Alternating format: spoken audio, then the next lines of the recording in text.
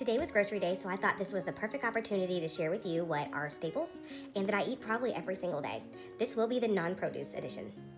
Let's start with tofu. This is one of my main sources of protein.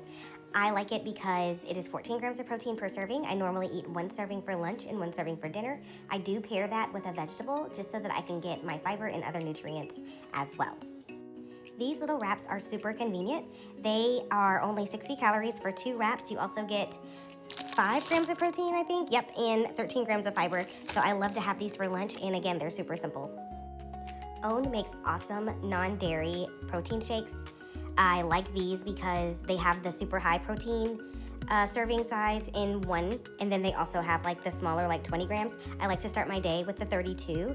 These taste better, I will not lie, but you can't knock 200 calories for 32 grams of protein with no added sugar. I mean, come on.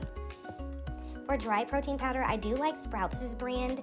I believe this is like a pea protein, but they have a matcha latte flavor, which is actually really delicious. I don't normally like the taste of protein powder, but I do look forward to my second protein shake of the day, which I do a serving and a half of this, which would be 30 grams of protein.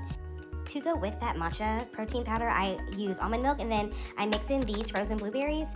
They make it taste so good, as well as we all know that blueberries are a great source of fiber, vitamin C, antioxidants, blah, blah, blah, whoop, whoop, whoop. I know a lot of us on the GLP1 journeys are really prioritizing protein and fiber, but we can't forget about the other stuff that we need. And then for snack, I almost exclusively eat these Harvest Snap Peas, the tomato basil flavor.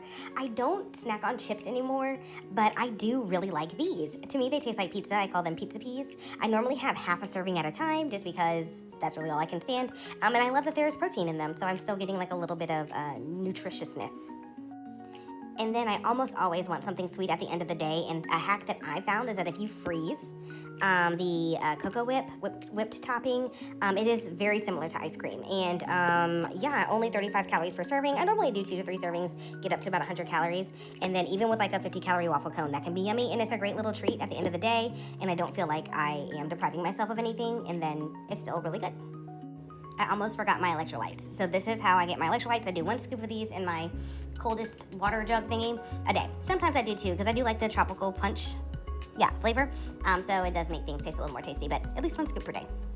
So yeah, that's pretty much what I eat every single day in some form, fashion, or mix. It's about 100 grams of protein, which I think is pretty good for a plant-based, not only a plant-based person, but also being on a medicine that makes you not want to eat as much. I do have to be intentional in making sure that I get all of that food, but I do try to prioritize, like I said earlier in the video, the protein and the fiber, as well as the other nutrients.